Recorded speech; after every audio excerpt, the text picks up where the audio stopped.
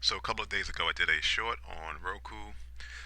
An analyst on Wall Street upgraded the stock, and their new price target was $76. So someone in the comments had asked me, how do I play Roku based on that?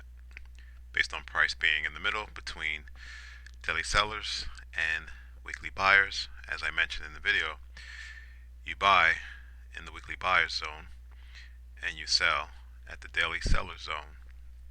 Reason being,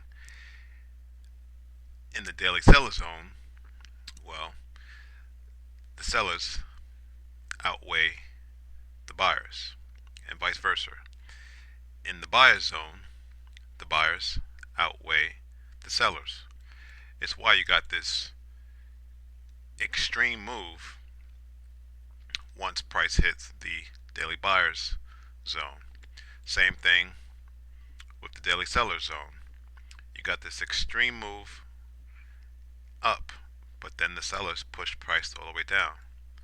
So the question is, how do you play Roku based on the upgrade price target at 76,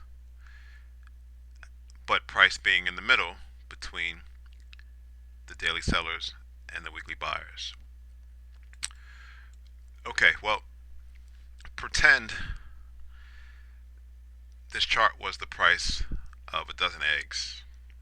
And down here, price is selling for $1, right? For a dozen eggs, which is crazy cheap. You're going to have more buyers trying to get those dozen eggs than sellers trying to sell it, right? Um, Say prices now shoot up to $8. Well, no one's going to buy that dozen eggs for $8. They're going to try to definitely sell it, right? So these are the two extremes.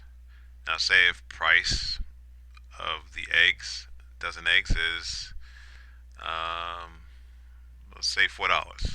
Well, that's about the going rate of a dozen eggs, right?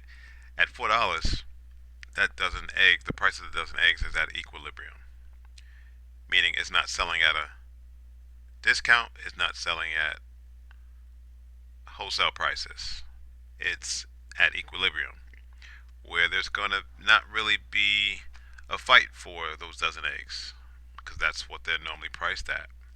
So it's the same thing with the price at Roku. Currently, it's at equilibrium, meaning where the buyers and sellers are evenly distributed. There is no imbalance between the buyers and the sellers.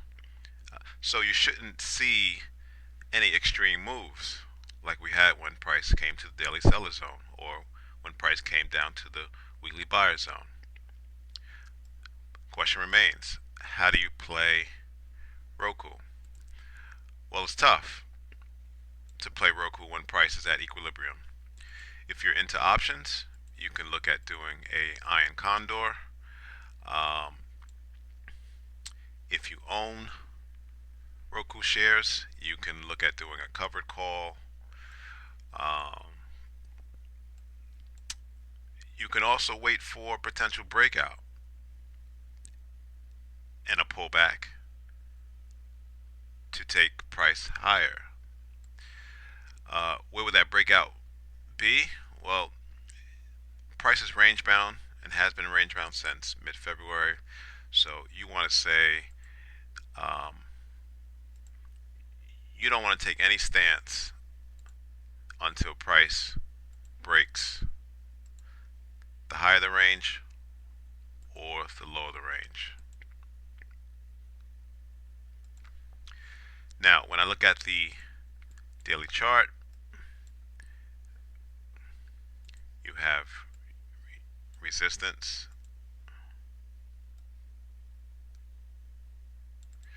at the upper end of the range, and you have support at the lower end of the range. Again, how do you play Roku?